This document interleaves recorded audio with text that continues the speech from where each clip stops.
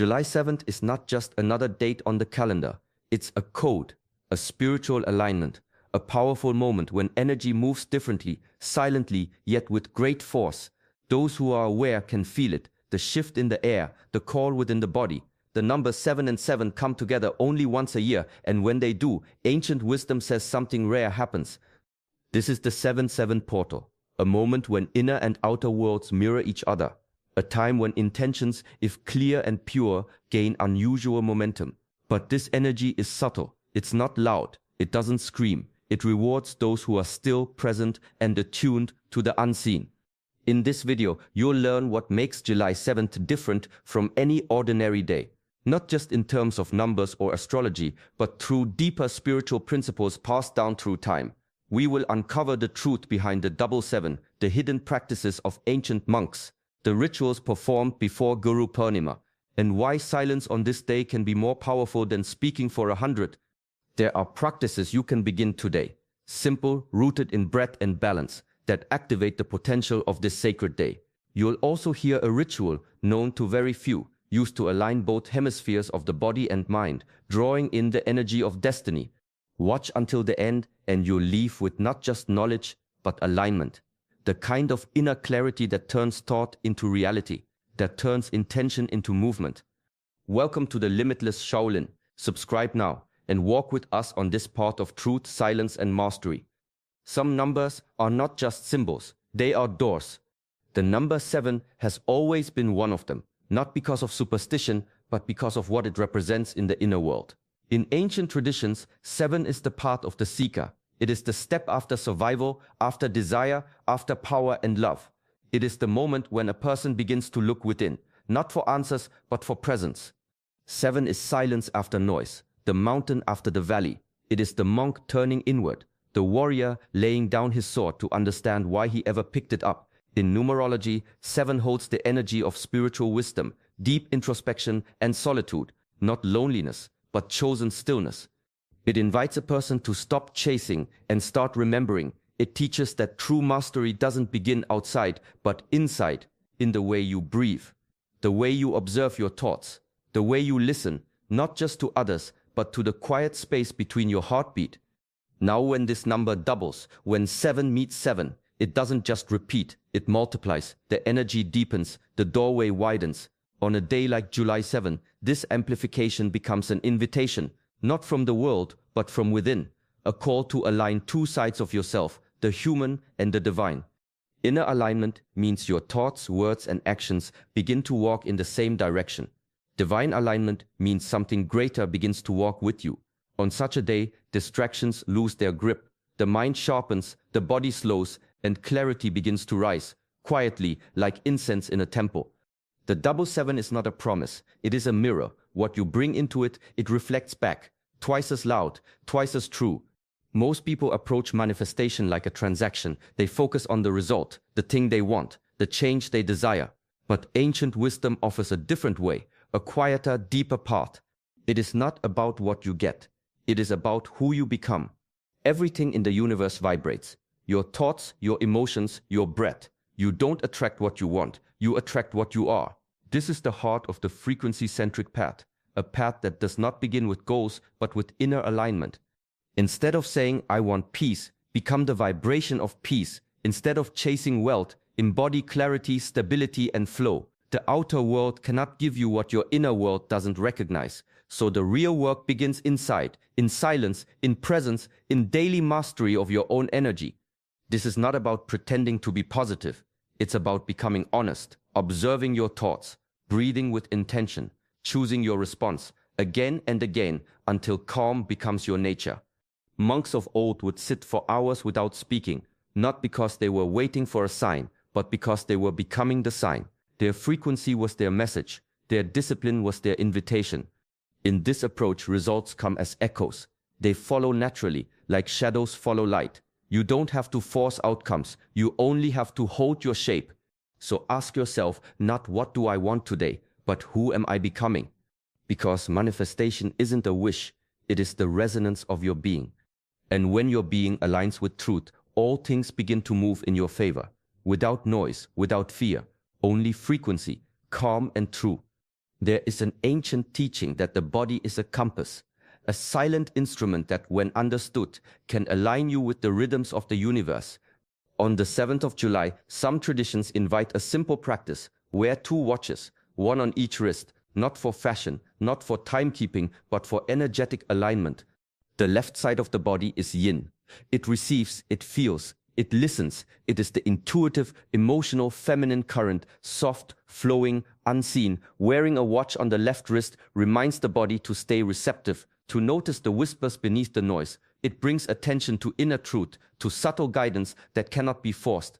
The right side of the body is yang. It acts, it moves forward. It is the logical, physical, masculine force, focused, firm, deliberate. A watch on the right wrist symbolizes conscious movement, chosen action. It reminds you that while intuition is sacred, it must eventually become form. When both watches are worn, something shifts. The body becomes a ritual. Time becomes presence. You no longer move through the day mindlessly. You walk in balance. You listen, then act. You receive, then express. This practice may seem small, even strange, but energy follows attention. And when you mark your body with symbols of awareness, discipline grows. You become more than reactive. You become aligned. Balance is not found in silence alone, nor in action alone. It is found in the sacred rhythm between the two, in honoring both the moon and the sun within you. So on this day of 7/7 of deep energetic openings, let your body speak, let your wrists remember. Yin and yang are not ideas, they are living forces waiting to be held in harmony. Morning and evening are gates, between sleep and waking, between day and night. The veil is thinner, your mind is quieter, your awareness is clearer. This is the perfect time for a sacred discipline known as 7-12-7 journaling. In the morning, write down 7 intentions, not goals, not wishes, but ways of being. I choose presence. I walk with courage. I listen before I speak. Each one a seed planted in silence. In the evening, return, reflect, write 7 lines of truth. What did you learn? What shifted inside you? I noticed where I react. I chose stillness over control. I felt peace even in discomfort. These words become your mirror, not for judgment but for clarity. This practice brings rhythm to your self-observation, a gentle structure that deepens your awareness over time. Alongside this, bring the body into the ritual. Sit still, let the breath move slowly, in through the nose, down into the belly. Let the exhale be long, soft and steady. Feel your spine, feel your feet on the ground. Return to what is simple and real. This is not just mindfulness, it is mastery. You are training your attention, sharpening your inner seeing, turning the body from a tool of reaction into a vessel of presence. Ancient monks would rise before the sun to breathe and write, not because it made them feel good, but because it prepared them to live with wisdom. They understood that clarity is not accidental, it is cultivated. The 7-7 practice is a quiet form of devotion. It is a reminder that how you begin and end your day matters, not for the world, but for the self. The 7-7 portal is not something to chase. It is something to meet with stillness, with reverence, with preparation. Meditation is one of the oldest ways to align with such energy, but it is not about sitting cross-legged for hours. True meditation begins when the mind softens, when breath becomes steady, when thoughts come and go like clouds, and you no longer follow them. In this silence, the portal speaks, not with words, but with presence. To support this inner space, light a candle, slowly, with intention. Flame has always been sacred, a symbol of spirit, clarity, transformation. As it flickers, let it remind you energy is subtle but powerful. One small light can shift the entire room. Ritual brings the unseen into form. You might place your hands over your heart. You might speak a quiet prayer. You might sit before the candle and simply breathe. These actions may seem simple, but when done with focus, they create a field around you. A calm, focused vibration that meets the portal halfway. In ancient temples, monks would prepare for days before entering a sacred doorway. They would fast, sweep the floor, cleanse the body, not because the doorway required it, but because the soul did. This is inner discipline, not rigid but clean, not forceful but awake. During the 7-7 portal, try this. Create a space, light a candle, sit in stillness, let your thoughts settle like sand in water. Then listen, not to answers, but to alignment. This is how you enter the portal, not by doing more, but by becoming still enough to feel what is already opening. After the portal closes, the real work begins. Energy opens a door, but discipline keeps it from closing again. What you receive on a powerful day like July 7th is not meant to stay unless you hold it with presence. It's like fire, bright at first, but it fades if not tended. That's where daily habits become sacred, not busy routines, but conscious anchors, practices that remind the body and mind to stay aligned. Start with something simple, gratitude. Each morning, write down 3 things you're thankful for, not grand things, just moments, breaths, people, the softness of light. Gratitude is not a feeling, it's a focus. And where attention goes, energy follows. Then, place a daily alignment check in your schedule. It could be as simple as a question, am I living today as the person I chose to become? This kind of pause resets your direction. It brings you back when the world pulls you out of yourself.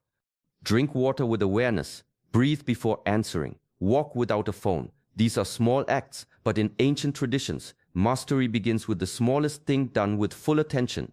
Some monks swept the same path each morning, not to clean the floor, but to clean the mind.